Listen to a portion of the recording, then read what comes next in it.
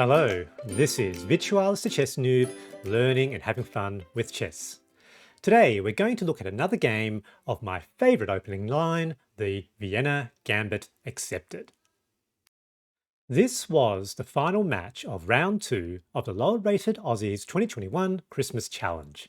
I was lucky enough to win round 1 in my group, but came second in round 2, meaning that I won't be progressing to round 3. I was happy then that this was a strong finish with this game. My opponent accepted the Vienna Gambit, and like in the first video exploring Vienna Gambit accepted, they made the natural-looking Queen e7 move, which is an error. I didn't play the most accurately in this game, but it didn't matter, as we shall see. Please enjoy! Alright, let's have a quick look at the review. So fairly short game, only 21 moves. I played relatively well, 82 accuracy, opponent about 65. And as you can see, I had a fairly dominant lead from the beginning. We'll see this blunder in context. Let's have a look now at the analysis. Okay, so the Vienna Gambit, of course, starts with e4, e5, knight c3, knight f6, and then the gambit f4, gambiting the pawn on f4. The accepted version is where pawn captures pawn on f4, and now that allows for pawn forward e5. So those of you who are familiar with the Vienna Gambit now knows that the problem for that knight is that it has, not doing that well, it has no good places to go. Now the opponent makes the correct move, which is undeveloping the knight to g8. And in this position, the next good move is knight f3, basically preventing that check. Opponent now plays queen e7, a very common move with an attempt to put an extra threat on the pawn. And here you can see it's already +4 for white. Now the best move here is d4. As you can see here, best move is d4. And the interesting thing here, if you look at the follow-up move for black, according to Stockfish, the best response for black is to acknowledge the mistake of the queen move and undevelop the queen back to d8. So the best move for me is that, and then the best move for black is to undevelop. Extraordinary, every single piece still on their starting square, only one pawn out, which is hanging. Unbelievable when you think about it on sort of move 6, move 7, that this is the best theoretical position for black. Now, in this position, I opted not to play d4. I thought that was probably best, but I thought, let's see what happens. Let's immediately chase the queen.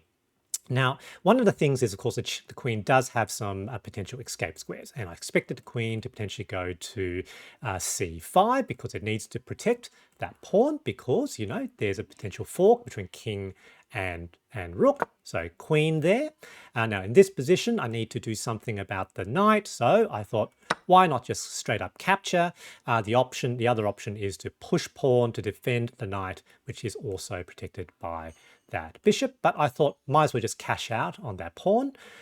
Opponent now plays knight c6, and here I thought, I now have an option here, don't I? And so d4 now in that position, attack on the queen.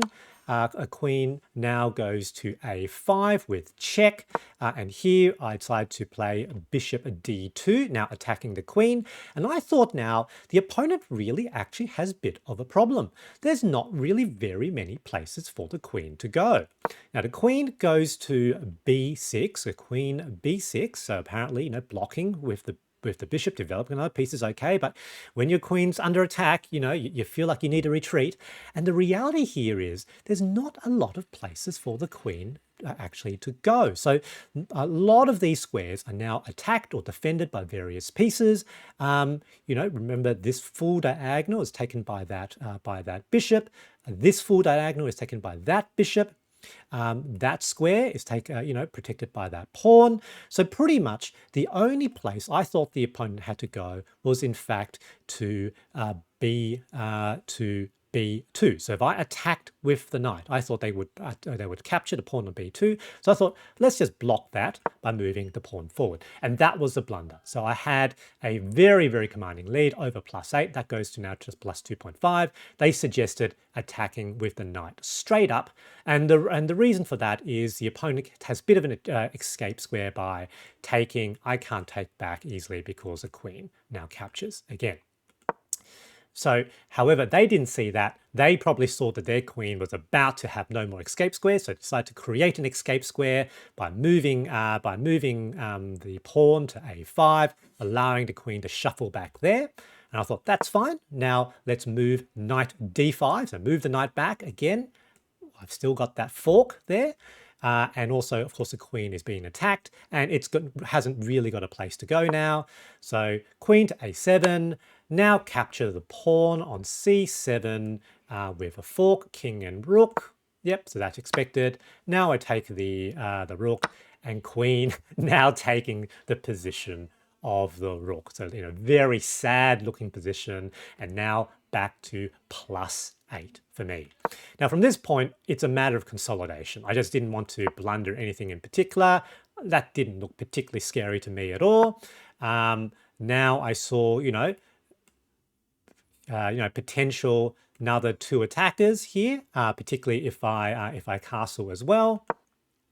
So opponent plays knight h6 to protect the pawn on f7. Yep, brought that out. 2 attackers, captures. That's fine. I thought I'll just bring the bishop back. Queen goes there. I didn't see that really did anything in particular. Move the king out of the way with short castles.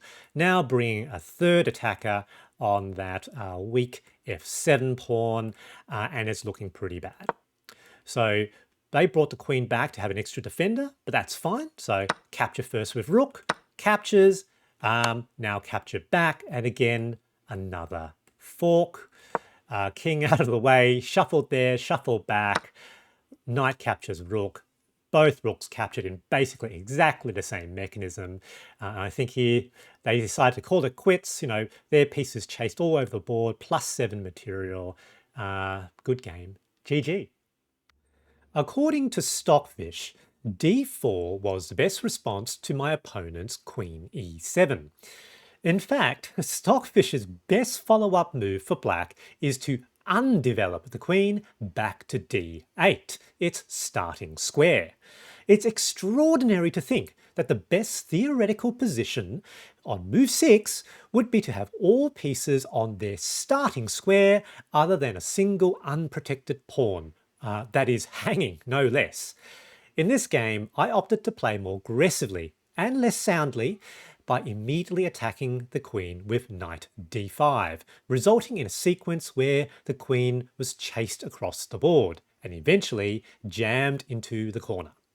After my opponent lost both of their rooks through the same tactic, a knight fork between king and rook, they opted to resign. I hope you found this video interesting, and thanks for watching.